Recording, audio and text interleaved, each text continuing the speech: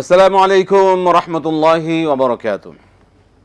আলহামদুলিল্লাহি রাব্বিল আলামিন ওয়াস সালাতু ওয়াস সালামু আলা রাসূলিহিল কারীম ওয়া খাতামান নাবিয়্যিন নবিয়িনা মুহাম্মদ ওয়া আলা আলিহি ওয়া সাহবিহি আজমাইন।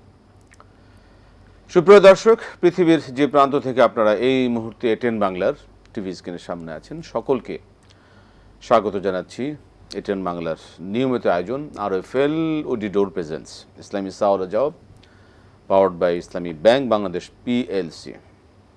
এই সরাসরি আয়োজনে জীবন ঘনিষ্ঠ যে কোনো ধরনের প্রশ্ন আপনারা করতে পারবেন। প্রিয় দর্শক, আমরা আপনাদের প্রশ্নের জবাবগুলো শুনবো ইনশাআল্লাহ, কোরআন সুন্নাহর আলোকে, সহিহ সুন্নাহর ভিত্তিতে ইনশাআল্লাহ। আমি আছি আপনাদের সাথে AKM ফিরোজ। পুরো অনুষ্ঠান জুড়ে ইনশাআল্লাহ আমাদের সাথে আজ স্টুডিওতে উপস্থিত আছেন আপনাদের মূল্যবান প্রশ্নের জবাব দেওয়ার জন্য আমাদের সকলের প্রিয় মানুষ, প্রিয় ব্যক্তিত্ব শেখুল আল্লাম শেখ ডক্টর শহীদুল ইসলাম বারাকাতি হাফিজাহুল্লাহ। আসসালামু আলাইকুম ওয়া রাহমাতুল্লাহি ওয়া বারাকাতুহু। ওয়ালাইকুম সালাম ওয়া রাহমাতুল্লাহ। আহলান সালাম শেখ, মারহাবান বিকুম। মাশাআল্লাহ, আপনাকে স্বাগত জানাচ্ছি। দর্শকদের বিষয়গুলো আমরা জানবো আপনার কাছ থেকে ইনশাআল্লাহ। প্রিয় দর্শক, একটা বিষয় অবশ্যই আপনারা আমাদেরকে মনে করে সহযোগিতা করবেন। যারা আমাদের সাথে আয়োজনে আপনি কথা বলার সুযোগ পাচ্ছেন, যখন প্রশ্ন করবেন অবশ্যই মনে করে আপনি যে টেলিভিশন দেখছেন সেটার ভলিউমটা, টেলিভিশনের ভলিউমটা কমিয়ে কথা বলুন, এটা আমাদের জন্য সুবিধা হবে কথাগুলো শুনতে। অলরেডি প্রশ্ন এসে গেছে মহতারাম, আমরা প্রশ্ন শুরু করতে পারি ইনশাআল্লাহ। বিসমিল্লাহ। জি দর্শক বলুন। আসসালামু আলাইকুম। ওয়ালাইকুম সালাম ও রহমতুল্লাহ বরকাতুহু। হুজুর, আমি সুনামগঞ্জ দরমপাড়া থেকে ইউনুস বলছিলাম। জি সাহেব বলুন। হুজুর, আমার তিনটা প্রশ্ন। প্রথম প্রশ্নটা হলো, একজন ব্যক্তিকে ন্যূনতম কত টাকা যাকাত দেওয়া উচিত? আর 2 নম্বর প্রশ্ন হলো যে পরিমাণ মাল থাকলে যাকাত দেওয়া ওয়াজিব হয়, সেই পরিমাণ মাল একজনকে দিলে কি জায়েজ হবে? আর 3 নম্বর প্রশ্ন হলো যে কোনো বিপদগ্রস্ত, অভাবগ্রস্ত কোনো অমুসলিমকে যাকাত দেওয়া যাবে কি? ঠিক আছে, ধন্যবাদ মোহতারাম। শুরু করতে পারি আমরা। ইন্নাল হামদুলিল্লাহি কুল্লাহ ওয়াস সালাতু ওয়াস সালামু আলা রাসূলিল্লাহ আল্লাযী লা নাবিয়্যা বাদা ওয়া আলা আলিহি ওয়া সাহবিহি আম্মা বাদ। জি ইউনুস সাহেব, আপনি সময়ের উপযোগী প্রশ্ন করেছেন। একজন ব্যক্তিকে ন্যূনতম কত টাকা যাকাত দেয়া যায়? যত টাকা দিলে পরে তার উপরে যাকাত ওয়াজিব হবে না, অত টাকা পরিমাণ দেয়া যায়। পরিমাণটা হলো, রৌপ্যের নেশাব যদি ধরি তাহলে ৪৫,০০০ টাকা। তার মানে একজন ব্যক্তিকে যদি আপনি রূপার নেশাব এটাকে স্ট্যান্ডার্ড ধরে যাকাত দেন তাহলে ৪৫,০০০ টাকা পর্যন্ত একজনকে দেয়া যাবে। এর বেশি দিলে তার উপরেই রূপার নেশাব ধরে যাকাত ওয়াজিব হয়ে যাবে, এর বেশি দেওয়া যাবে না। জি, মানে রূপার দাম তো কম। হ্যাঁ, এখন স্বর্ণের নেশাব ধরলে তো হলো ১৫ লক্ষ টাকা। আসলে ১৫ লক্ষ টাকা একটা ব্যক্তিকে যাকাত দেয়া এটাও অনেকের জন্য যেমন কঠিন, আবার বাংলাদেশ গরিব দেশে এত বেশি পরিমাণ টাকার অপেক্ষা না করে বরং এই কম পরিমাণের নেশাবটা দিলে বেশি লোকেরা যাকাত পাবে, বেশি লোকেরা যাকাত দিবে। সেই ক্ষেত্রে মানে কত টাকা আসে আমাদের যদি রৌপ্যের যদি 52.5 তোলা? 52.5 ভরি রূপার দাম, বিক্রয় মূল্য হলো 42 থেকে 45,০০০ টাকা বর্তমান মার্কেট। এটা হলো মানে বিক্রয় মূল্য মানে নেশা পরিমাণ রৌপ্যের বিক্রয় মূল্য। সেখান থেকে এই 42 বা 45,০০০ টাকার 2.5% হারে যাকাত দেবেন, এটাই তো? এটা হলো যে যার উপর আবার যাকাত ওয়াজিব হবে, আপনি যখন যে প্রশ্ন করছেন, মানে একটি লোকের কাছে ৪৫,০০০ টাকা আছে, তাহলে রূপার স্ট্যান্ডার্ডে তার উপরে যাকাত ওয়াজিব হয়ে যায়। হ্যাঁ, এটা 2.5%। এটার 2.5%, রাইট। ৪২,০০০ টাকা যাকাত দিবেন না। ৪২,০০০। প্রশ্ন হলো ন্যূনতম কত টাকা একজনকে দেওয়া যায়? রোকার মানে রৌপ্যের পরিমাণ হলে যদি একজনকে পুরোটা দিতে চান, আসলে একজনের তো চাহিদা তার কতটুকু, এটা তো আসলে ওর উপর ডিপেন্ড করে। দিতে চায় এভাবে যে লোকটাকে যাকাত দেওয়ার পরে সে একটা গরু ছাগল কিছু একটা কিনে সে যেন এস্টাবলিশড হয়ে যায়, পরবর্তীতে আর যাকাতের জন্য হাত তুলতে না। এক্ষেত্রে একটু সম্পূর্ণগামী দর্শকের যে সুবিধার জন্য ধরেন একটা লোকের ডিমান্ড আছে ধরেন মানে 20,000 বা 30,000 টাকা, সেক্ষেত্রে জাকাতের টাকার সাথে কি অতিরিক্ত কিছু অন্যান্য টাকা দিয়ে কি তাকে একটা কিছু করা যাবে, এরকম কোনো অবশ্যই এটা তো খুবই ভালো, এটা ভালো হয়, খুবই ভালো। মানে এত নিষেধাজ্ঞা নাই তো না, সেই ক্ষেত্রে না, যে না। জাকাতের সাথে অনেক কিছু একটা মেলানো লোকের- যাবে না এমন তো হ্যাঁ, কিছু নেই। উদাহরণ, একটা লোকের ঘর করতে 1 লাখ টাকা দরকার, এখন জাকাতের টাকা থেকে দিল 50,000, রাইট, আর ব্যক্তিগতভাবে আলাদাভাবে একটা ডোনেশন দিল 50,000, রাইট, এই লোকটা ঘর করে ফেললো। চমৎকার। সেই ক্ষেত্রে মানে এটা করা যেতে পারে, শুধু ওই ন্যূনতম না দিয়ে একটা মানুষকে যেন আসলে তার একটা উপকারে আসে। জাকাতের মানে উদ্দেশ্য তো ওইটাই, দারিদ্র বিমোচন। দারিদ্র বিমোচন, একটা মানুষের জন্য সত্যিকার ভাবে উপকৃত হবে, আগামী বছর যেন তার এই বিষয়ের জন্য আর মানুষের কাছে হাত পাততে না হয়। জি, আমরা পরিষ্কার ধারণা পেলাম। আহসান শেখ, একটা প্রশ্ন নেই আমরা। জি, আসসালামু আলাইকুম। ওয়ালাইকুম আসসালাম ওয়া রাহমাতুল্লাহি। জি বলুন, কি প্রশ্ন আপনার? ওয়ালাইকুম আসসালাম ওয়া রাহমাতুল্লাহি ওয়া বারাকাতুহু। হুজুর, কয়েক লক্ষ টাকা এক জায়গায় পাবো, আমরা জাকাতও দিয়ে যাচ্ছি, কিন্তু পাবো আশা আছে, খুব বেশি না, যে বেশি দেবে জানি না, তাই আমি কি জাকাত দিয়ে যাবো? আপনি যে টাকা বাইরে আছে সেটা কি পরিমাণ টাকা, কত টাকা? ধরেন 10-15 লক্ষ টাকা 10 থেকে 15 লাখ টাকা এমন জায়গা আছে দিয়ে সে, যাচ্ছি, কিন্তু পাবো কিভাবে এটা খুব দেখালে যে লোক তো এইরকম মানে টাকাটার ব্যাপারে একটা আনসার্টেনিটি আছে, তাই তো? পাবো, এখন দেবে কি দিবে না তা জানি না। জি, ভালো প্রশ্ন। ঠিক আছে, আমরা আমরা আমরা শুনবো আপনার বিষয়। ধন্যবাদ। আর কোনো প্রশ্ন? আমিন বলবো না আল্লাহুম্মা আমিন বলবো, তাই বলেন। আমিন বলবেন না আল্লাহুম্মা আমিন বলবেন? কোনটা? আল্লাহুম্মা। ঠিক আছে, আমরা শুনবো কোনটা বলতে হবে। অনেক ধন্যবাদ। আমরা আসছি আপনার প্রশ্নের জবাবে, কিন্তু একটা বিরতি নিতে হচ্ছে, এসে ইনশাআল্লাহ মোহতারাম আমরা একটা বিরতি নিব। প্রিয় দর্শক, আপনারা দেখছেন RFL উডি ডোর প্রেজেন্স ইসলামী সাওয়ালজা powered by Islami bank Bangladesh PLC। সময় হলো একটি বিরতি নেবার, আমরা ফিরে আসছি আবার আপনাদের সামনে সরাসরি আয়োজনে বিরতির পর।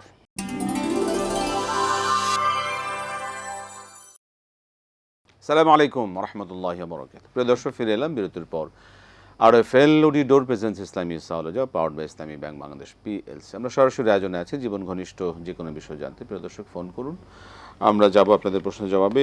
যে দর্শক যে প্রশ্নগুলো করেছিলেন নূর সাহেবের, একজন মানুষকে কি পরিমাণ যাকাত দেওয়া যেতে পারে?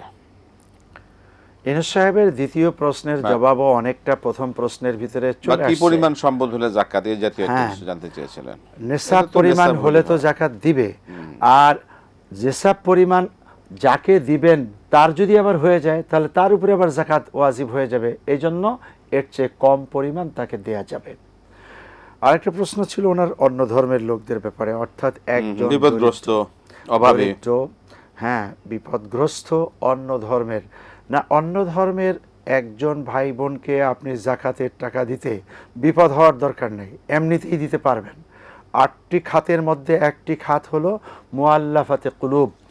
অন্য ধর্মের ভাই বোনদেরকে জাকাত দেওয়ার কারণে তারা যদি ইসলামের প্রতি আকৃষ্ট হয়, তাহলে এমন লোকদেরকে জাকাত দেওয়া সম্পূর্ণ জায়েজ, বিপদে থাকুক চাই না থাকুক। জি, যে আমরা প্রশ্ন নেব। দর্শক, আমরা সরাসরি আয়োজনে আছি জীবন ঘনিষ্ঠ যে কোনো বিষয় জানতে আপনারা প্রশ্ন করুন, আমরা শুনবো আপনাদের প্রশ্ন জবাব ইনশাআল্লাহ কোরআন সুন্নাহর আলোকে। কয়েক লক্ষ টাকা আছে মানুষের কাছে, সেটা পাওয়ার সম্ভাবনা আছে, ওই টাকার কি জবাব দিতে হবে? আবার সম্ভাবনা আছে, আবার নাই, দুইটাই বললেন উনি। আসলে যদি থাকে সেটা কি হবে, না থাকলে কি হবে, জাকাত দিতে হবে কিনা? আপনি যদি নিশ্চিত হন টাকাটি পাবেন তাহলে আপনি জাকাত দিবেন, আর যদি অনিশ্চিত থাকেন তাহলেও দিলে ভালো। আর যদি এমন হয় যে পাবো না, তাহলে আপনি দিবেন না। আর যদি এমন হয় যে কোনো এক সময় পাবো, তাহলে যখন পাবেন তখন দিবেন, এখন দিতে হবে না। যখন হাতে আসবে জি, তখন হিসাব করে, তখন কি পুরা মানে সারা জীবন ওটা দিবেন হ্যাঁ, নাকি? সারা জীবন এটা হিসাব করে তখন দিয়ে মানে দিতে প্রতি হবে। যদি 5 বছর সে পায়নি, এই 5 বছর এটা হিসাব করে দিয়ে দিতে হবে। জি দর্শক, প্রশ্ন বলুন। আসসালামু আলাইকুম। ওয়ালাইকুম আসসালাম ওয়া রাহমাতুল্লাহি ওয়া বারাকাতুহু। জি ভাই, আমি কালকে একটা প্রশ্ন করেছিলাম। প্রশ্নটা হলো যে এক ভদ্রলোক আমার ছেলেকে কোরআন শরীফ পড়াতেন, কোরআন কারীম পড়াতেন। তো বিশ্বাস তো উনি যেহেতু আলেম সাহেব, আমি তো তাকে বিশ্বাস করবোই। উনি একটা মাদ্রাসা চালান, উনি একটা মার্কেটের ইয়েও করেন, ছোটখাটো একটা ইমামতিও করেন। তো উনি আমাকে বলছেন যে মাদ্রাসার জন্য টাকা দিতে। কারণ প্রত্যেক বছরই দিই। তো আমি বললাম যে আমি যেহেতু আপনাদের ভগ্নিপতি মারা গেছে, আমার সমস্যা, আমি এখন ইয়ে করতে পারবো না, এমনি দান সহায়তা করতে পারবো না। আমি যদি জাকাত হয় তাহলে আপনি জাকাত নেবেন। তো বলছে হ্যাঁ, আমার মাদ্রাসায় গরিব ছেলে মেয়েরা পড়ে, তাদের খাওয়া দাওয়া ভরণ পোষণের জন্য জাকাতে টাকা আপনি দিতে পারেন। তো আমি কালকে ফোন দিয়েছিলাম, যে ছেলেটা কালকে ছিল অল্প বয়স্ক ভদ্রলোক, উনি বললেন যে হ্যাঁ, এটা তো গরিবদের জন্যই, দিতে পারেন, কিন্তু উনি যদি না দেন তাহলে তো সমস্যা। তো এখন আমি কি করবো? উনি যে দেননি এই বয়সে অবিশ্বাস তো আমি করতে পারি না, কারণ উনি তো একজন আলেমকে আমি কি করে অবিশ্বাস করতে পারি? তো সেটা কি অবস্থা হবে তাহলে, এটা একটু জানতে চাই। আপনি কি দিয়েছেন না দেননি এখনো? দিয়ে দিয়েছি আমি।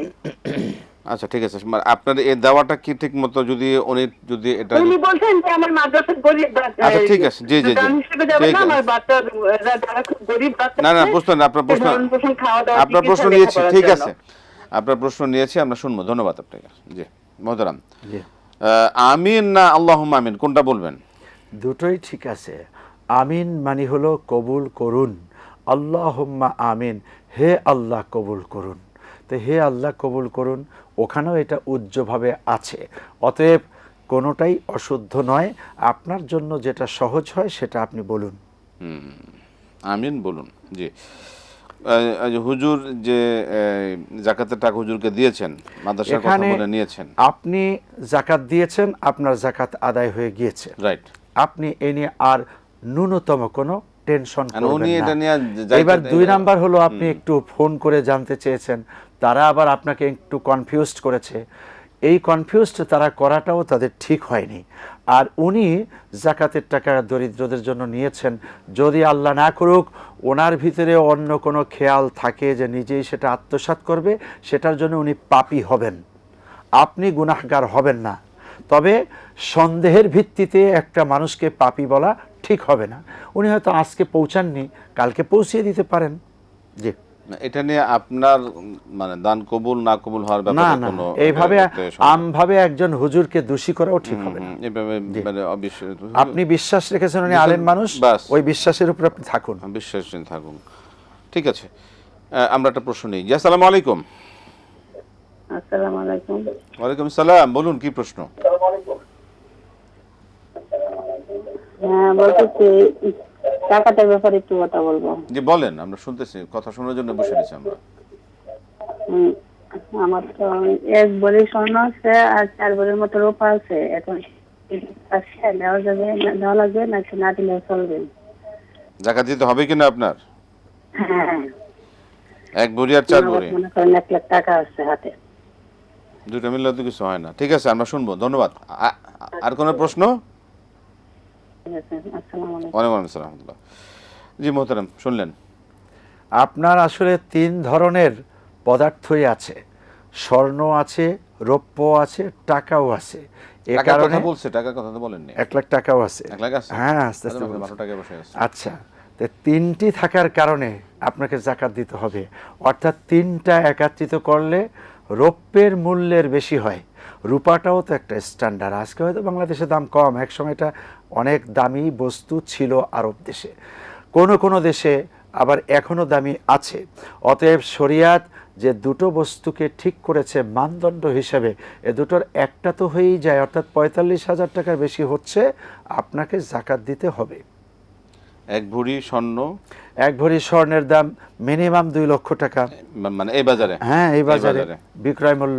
আবার হলো 1 লাখ টাকা আছে, এই 3 লাখ, সোয়া 3 লাখ।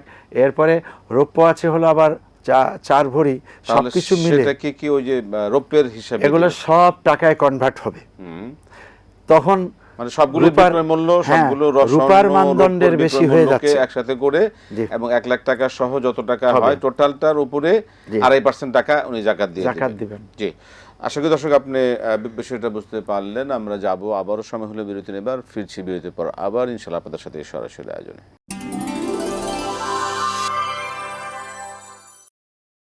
আসসালামু আলাইকুম রহমতুল্লাহি ওয়া বারাকাতুহু। প্রিয় দর্শক, ফিরে এলাম বিরতির পর। আরএফএল ডোর প্রেজেন্স ইসলামী সাওয়ালজা powered by Islamic bank Bangladesh PLC. আমরা সরাসরি আয়োজনে আছি। জীবন ঘনিষ্ঠ যে কোনো বিষয় জানতে প্রিয় দর্শক আপনারা ফোন করুন, প্রশ্ন করুন। আমরা প্রশ্ন নিচ্ছি, দর্শক আছেন যে অপেক্ষা। জি আসসালামু আলাইকুম। ওয়ালাইকুম আসসালাম। বলুন। বলুন। আসসালামু আলাইকুম। জি বলুন। প্রথমে আমি একজন ফুসফুসের ক্যান্সার রোগী, একটু দোয়া চাচ্ছি। আচ্ছা আচ্ছা। আমার 1 নম্বর প্রশ্ন হলো, আমি যে রোজার ফিদিয়া 2 বেলা ভাতের টাকা হিসাব করে যদি দিই, টাকা দিয়ে দিই, হুম তাহলে আদায় হবে কিনা? হুম, 2 বেলা। এবং 2 নম্বর প্রশ্ন, এক বোন সচ্ছল আর এক বোন একটু অসচ্ছল, সচ্ছল বোন কি অসচ্ছল বোনকে, নিজের বোনকে জাকাত দিতে পারবে? বোনকে জাকাত, বোনকে জাকাত দিতে পারবে কিনা? হ্যাঁ। আচ্ছা। 2 নম্বর প্রশ্ন, হ্যাঁ আমি তো ঘন ঘন অজু করতে পারি না, আচ্ছা। তায়াম্মুম করে কি নামাজ পড়া যাবে এবং কুরআন মাজিদও কি পড়া যাবে? ওজুর সমস্যা, তায়াম্মুম করে ইবাদত করা। ঠিক আছে, ধন্যবাদ। আসসালামু আলাইকুম। ওয়ালাইকুম আসসালাম। জি, অত্যন্ত জীবন ঘনিষ্ঠ প্রশ্ন, আমরা এক এক করে আসি ইনশাআল্লাহ। মোহতারাম, শুনলেন রোগী অবস্থা দোয়া চেয়েছেন, তিনি ফুসফুস ক্যান্সার আক্রান্ত, আল্লাহ তাকে শাফা আজালা কামেলা দান করুন, এই বিষয়ে দোয়া করবেন।